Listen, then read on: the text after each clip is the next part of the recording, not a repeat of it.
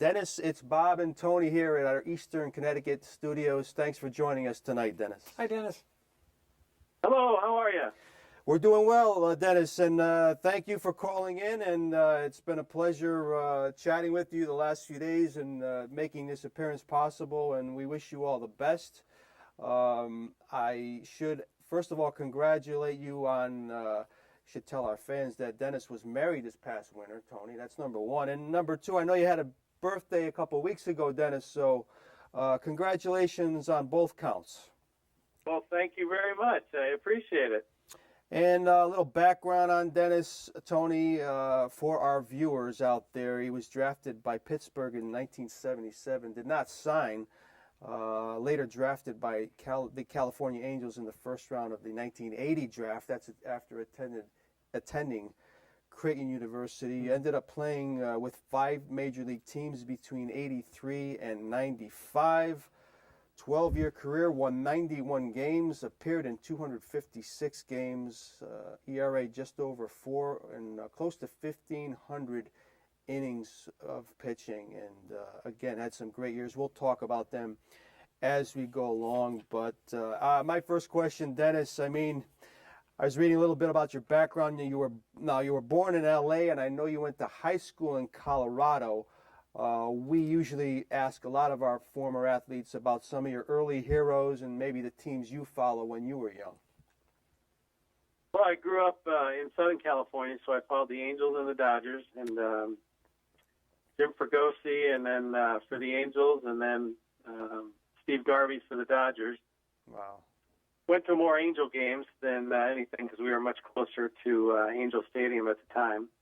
And then moved to Colorado for my senior year, and ended up graduating from there, and then going to college. So I was just there 1 year, and then went to Creighton University on a basketball scholarship and played baseball. I should tell our viewers, Dennis, 6'7" tall. Yeah. And that's great. And I guess you thought, after being drafted in 77, Dennis, I assume you thought it advantageous at the time to play college ball before venturing into the pros, I guess. Yeah, my dream was to play college basketball, and I grew up following the UCLA Bruins, and my dad, my grandfather, who played professionally, Bill Brubaker, Yes. played for the Pirates for 10 years in the 30s and 40s. And he was with the Pirates. I think he had something to do with me getting drafted by the Pirates out of high school. But my dream was to play college basketball, and I was fortunate enough to get a basketball scholarship to Creighton. And so I wanted to go to Creighton, and they were going to allow me to play both sports. And you start out, Dennis, with the 83 Padres. You appear in 4 games. You have a 1.98 ERA. Then traded to New York for Greg Nettles.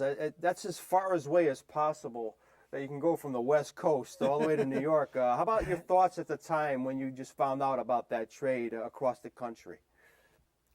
Well, it was what's even funnier before that is, and it's a funny story, I was playing winter ball before I got to the big leagues in 83, or actually 82 in Caracas, Venezuela, and on Thanksgiving Day, I picked up, or one of my teammates went downstairs to the hotel and picked up an American paper and opened it up on Thanksgiving Day before we were going to have our Thanksgiving meal, and it said that I had been traded to the Yankees for Tommy John. Ah. So that's the first time I found out about it. 3 days later, the Yankees called me and said, we'd like you to come home and rest up and then come to spring training. So that's how I got to the Yankees for 83 spring training. Right. So I went to spring training and pitched the whole year in AAA. Didn't make the big league game. Pitched the whole year in AAA, and then after we won the Governor's Cup in Columbus, Ohio, I got traded to the Yankees or traded to the Padres, and that was what was for Nettles, and that was a big surprise. But it was you look at it as a great opportunity. You're going to the big leagues regardless of who it was for. So that was how I got to the big leagues for the first time. Amazing. On the phone again, former MLB pitcher Dennis Rasmussen. Tony, question for Dennis. And Dennis, good evening. It's a pleasure to have you. And I was studying your career and remember watching you pitch, and I just like to know, you show up on a Yankee club and Yogi Berra is your manager, and how'd you like Yogi? And does he really speak in as many Yogiisms as we all might think? He definitely does. I felt very lucky to play for him in spring training and then go to AAA. And then 1 month into the season, the big club got off to a rough start, and myself and Mike Pallirulo and Bobby Meacham, we all got a chance to come up to the big leagues and play. And I know first time Yogi saw me when I came into the clubhouse in Seattle. And he said, "Kid, you're going to pitch in a couple days, and go show us what you got." And it was a big thrill to have him, have his support and get an opportunity to pitch in the rotation. And I just look forward to not giving that spot up and going out there and pitching every 5 days. And I should tell our viewers, Tony, that Dennis had 5 teammates of his have appeared on our show. On our show, just to throw that out there, I'm looking at Billy Sample, Mike Eastler, Ron Kittle, Tommy John, Brent Main were 5 of his teammates that have been on the show. That just came to me. So that's pretty good. And then, Dennis, I mean, you return to San Diego after parts of 4 seasons in New York. You have a stint in Cincinnati in between. It's a fabulous question to compare. You have to compare the fan base in San Diego versus the hotbed in New York for me. There's no comparison. There was no greater place or stage to play than playing for the Yankees, or at least in New York. But I believe, since I only played for the Yankees, that it was for Mr. Steinbrenner. Yeah. And my biggest disappointment was probably when I did get traded to the Reds in August of '87 for Bill Gullickson. And here I was a younger pitcher and had won 18 games the year before. And just, I look back on it. I didn't understand it at the time, and I still never really understood it after years and years later. So it was frustrating that I went back and ended up leaving the Yankees, because then that's when we started to have a little bit more success. But time goes on, and you go where you're wanted, and I got traded to Cincinnati and then to San Diego. But it was great to go back home and pitch in front of basically a lot of my friends and family, but there's no comparison of the two coasts, and let alone the 2 fan bases. And as we talk to Dennis on our TV screen, Tony, we have collages of pictures of Dennis at various stages of his career. One more question about the New York days, Dennis. 18-game winner for New York in '86. You were 4th in the league in wins. I assume you enjoyed, as a left-handed pitcher, pitching in the old spacious Yankee Stadium. I did. And I was very fortunate because I played on a good team. We scored a lot of runs. I was the benefactor of that, and then closing out the games, we had good middle relief, and then we had Dave Righetti closing out the ball games. And at the time, he set, I know, to win my 18th game, he set a record 46 saves at the time, and so I was very fortunate. We had outstanding defense, and unfortunately, the American League East was very tough, and we didn't. I think we finished 3rd that year, and still won 90-some games. And but that's when the East was tough with Baltimore and Boston and Toronto, and we all were beating each other up. Yeah, that's basically what it came down to, Tony. And Dennis, that 1985 season, you played. I have 2 questions. You played under Billy Martin. What was that like as opposed to Yogi? And did you ever hang out with Negro and Guidry and maybe get them to show you their pitches and how they worked? I needed to more how to relate to Billy, actually. But Yogi and Billy couldn't be more 180-degree different. Wow. I felt like but Yogi was more of a pitcher-friendly manager, and Billy was the exact opposite. But they both had high expectations, but Billy really did, and he didn't tolerate. He liked more of the veteran players and veteran pitchers than the younger pitchers, and wasn't as tolerant to some of the younger pitchers' mistakes. And as I came through there, that was my second year in the big leagues, and I was learning as it was kind of on-the-job training, and I was learning as I went on. So every pitch and every inning and every game that I threw, I was learning and trying to master my craft and figure out a way to stay in the big league. But I did speak to and spoke to a lot of the pitchers, including Phil and Joe Necro and Tommy John and Gator and all the guys that and I watched closely, especially left-handed pitchers, on how they approached the hitters and how they got the hitters out, me being a starter. Yeah.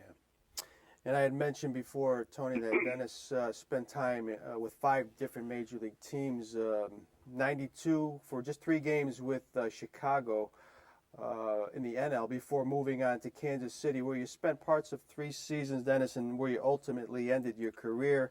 So basically it was the NL to the AL, back to the NL, back to the AL.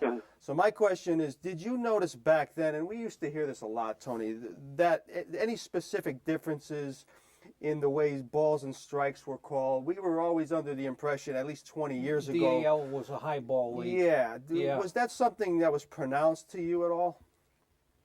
It was just obvious. Yeah. No question. You know, you got if you threw a strike, fastball strike below the knees, you got it called. In the American League, it was mid-thigh was the lowest strike they would call. So it's quite a bit of difference. And then they didn't call, that belt high or above the belt strike now that you see that kind of looks like a hang and break a ball that they call for strikes now. That's really a mistake pitch. And a lot of the guys end up taking them. They get called for strikes. So strike zone has changed a lot, and it's interesting to watch and over the years follow that. But it was definitely a low ball league in the National League and a high ball American League strike zone. Again, we're on the phone. A few minutes left with Dennis Rasmussen. Tony, I also mentioned to you before the show, Dennis had played for 4 of the most intense baseball guys. This is an amazing thing. I can imagine. Those being Billy Martin, Lou Piniella, who was also a teammate, Hal McRae. None of these were pitchers, Dennis. Were they ever actively involved to a high degree with the pitching staffs, or did they leave a lot of that work to your pitching coaches, and where you probably spent more time and learned more from those guys? Yeah, I spent more time with the pitching coaches, and all those managers, really left that job to the pitching coach. And I did want to bring up one more manager that I played for, Pete Rose, with Cincinnati. Absolutely. And he of any of them probably took more of the pitching role than a lot of them. But the type of hitter that he was, he would analyze, a lot of the hitters and knew a lot of the hitters' swings, and he was an important part of the pitchers' meetings because he knew some of the hitters' weaknesses. So that was definitely beneficial to have him as a manager and be a part of the learning process and learning how to get hitters out. And I also mentioned to you, Tony, before the show, I counted 9 Hall of Famers that Dennis had played with. Yeah, it's quite a list. The list is Tony Gwynn, Ricky Henderson, the aforementioned Phil Necro, Barry Larkin, Roberto Alomar, Ryan Sandberg, Andre Dawson, Greg Maddux, and George Brett. It's quite a list. Quite a list. Question, Tony. Yeah, and maybe that's a great lead-in for a question. Is there a common thread with these great players that you've noticed, Dennis, when you were playing? They were all, probably to a lesser extent. I was with Robbie Alomar when he first came up as a rookie in San Diego, but all the other guys were were more veteran players or have been in the league a little bit more, and we're all leaders. You know, they all led by example and work ethic, and that was probably the biggest and noticeable thing from each one of those guys that led on to their Hall of Fame careers. But you know, they're great teammates, but most importantly, they were great leaders on the team, and everybody followed their lead and made their team successful. And Dennis, who were some of maybe the closer teammates that you hung out with over the years? Maybe perhaps guys that you still stay in touch with to this day?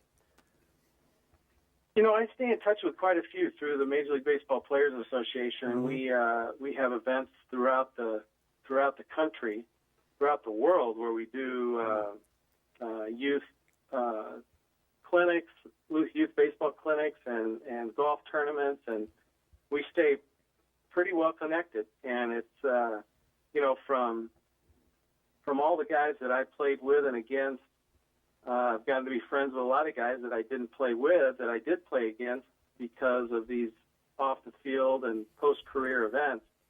And but Don Mattingly and Bobby Meacham and Brian Fisher, and you know, there's so many guys that you stay in touch with via text or you know, that are still in the game, and wish them luck and, you know, have a great year, and they get back to you. And so it makes it fun, and it makes it fun for me as I'm watching the Tigers and the Houston Astros play on TV right now, living in Michigan, and of course I have to be a Tiger fan, and Yep. so it's fun to watch, you know, both sides and both teams, and to know I, you know, played or watched or played with or played against some of these guys that are now managed. And there's nobody playing in the big leagues now that I played with. So Yeah. they'll all ended with Maddox and that group. Yeah, and you didn't want to play golf with Rick Rhoden, right? he was some golfer from what I remember. He was definitely a golfer, but I learned a lot from Rick. Yeah. Being a right-handed pitcher. We used to commute into the ballpark together. We lived out in Ridgewood and in Mahwah, way out in New Jersey, and we would spend, you know, that 45-minute drive, sometimes an hour and a half, 2 hours, depending on traffic. Welcome to New York. Going into the ballpark. But I learned an awful lot from Rick, and see him occasionally now, and obviously watched his professional golf career and played in quite a few celebrity golf tournaments with him. Yeah, he was something to watch. Tony, question? You know, and Dennis, this whole thing with pitchers today of it's a 3-pitcher game and the pitches are limited and pitchers are watched over very closely. Is this a good thing, a bad thing? I mean, should pitchers be completing games? Do you build your arm by throwing? You know, you were there. You tell us. You know, there's a lot of talk that they should. I know I saw Peter Gammons today just commenting that he thinks the roster should be limited to 11 pitchers, because now there's, you know, 12, 13 pitchers on rosters, and it creates a lot more flexibility for the managers, but it also gives them a chance to, you know, some of these guys throw one pitch and they can replace them because they have that flexibility. And you know, it's unfortunate, as you talk to a lot of the older pitchers, even the era before myself, that, you know, the Bert Blylevens and that group of pitchers that, you know, when they started the game, they were out there for 9 innings no matter what. And if they gave up, you know, 4, 5, 6 runs, they were still in there. Even Jack Morris to that extent, which led to a higher career ERA that he had, and he was arguably the best pitcher in the 1980s. So, but they were out there to finish what they started.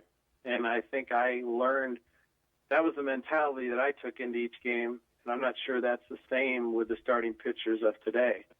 But did I complete as many games as I started? No, but you know, it's one thing to have that mindset to go out there and take one pitch, one hitter, one inning at a time, and go as hard as you can for as long as you can. And that's what I talk to kids today about pitching, and, you know, try to economize your pitches and throw strikes and because now even at the younger levels and lower levels, even little league and high school, they're on pitch counts, and you've got to economize your pitches so you can stay out there and give yourself and your team a chance to win. And we even talked to Tommy John about that, Dennis, and other pitchers that have been on the show about the Tommy John surgery. I think, Dennis, and you know this better than anyone, these guys over the last few years, they've thrown so hard at a young age, and it's almost that they expect to have this surgery done down the road, and then it's just kind of like a bump in the road, and then like they could resume a career. That's how crazy it's gotten. But I think you make a good point. The guys, the quickest road to the major leagues is throwing smoke and not necessarily knowing how to pitch. Correct. And a lot of these kids are throwing so much and all year round, because especially when you're playing in warm weather states, California, Florida, these kids are playing travel ball and pitching, and if the coaches are out there to win, if they're not focused on developing these kids and watching out for them, it's the parents that need to do that. Yeah. And try to limit the throwing that their kids do, and hopefully that they play other positions and for that matter other sports, to give them a little diversity and develop different muscle sets in their bodies. So it's good to play different sports, but it's also good to take a break and give your arm a rest and give your body a rest from sport to sport. Tony, last question for Dennis. Yeah, and Dennis, I was reading about you doing work, as you've mentioned, for the Players Association and the baseball alumni. And I mean, it's no secret, not every story of ex-players is necessarily a happy one. Do you guys find yourself doing more, shall we say, support work of former players than you might want to do at some points in times? Does it get kind of hard once in a while? To go to these events or do these events? To support players in need. I mean, I know there's a lot of players over the years that have had difficulties. Right. No, it never gets hard to do that. We're one big family, and whatever it takes to help our own out, we do. That's where the group that came from, baseball assistance team, and those are some guys and families that are in serious need. A lot of different health situations in that arise and that are out of your control that can devastate you, especially the way insurances are now, and their lack of pain and that. So, but whatever it takes, we are one big family, and there's not a guy that you run across that you play in these different alumni events and participate that you just don't have common ground with, because even if you've never met them or you played in a different era, we all share the same thing, that we all take a lot of pride in knowing what we each other did to get to the big leagues and to stay what we did to stay in the big league. And we're all very proud of that, and we know how we dealt with the media. We know how we handled the pressures of playing in New York. I think that was a benefit for me to play in New York at the beginning of my career, because that prepared me really for my whole career. Because nothing, you had 50 people coming in after games to want to talk to you and interview you. And I know Phil Necro gave me the best advice that I ever got, was make sure you give the media equal time, good outing or bad outing. It's easy to talk about a good outing.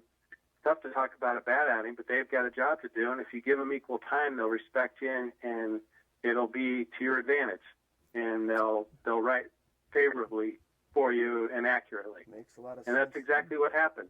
And so, that was something that I learned at an early stage in my career, and I mean, really at the beginning of my career. So I was fortunate to play with some older veteran players that could show me the road.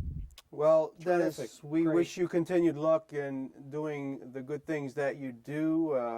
Our best and good luck to you and your newlywed. And Thank you. we'll continue to be in touch. And you're always welcome to come back on the show. And we thank you for giving us a few minutes tonight. It was a true pleasure, Dennis. Thanks so much, Dennis. Well, thank you. Thank you both, and good luck on the show. And keep bringing on some former guys. And I would hope that they're all as happy to lend their time as I sure was. It was We're very nice talking to you and share some of the insights that I had from my days and playing in New York and Major League Baseball. Fabulous stuff, Dennis. We'll Thank be you, in Dennis. touch. Good night. And thanks again. Good night.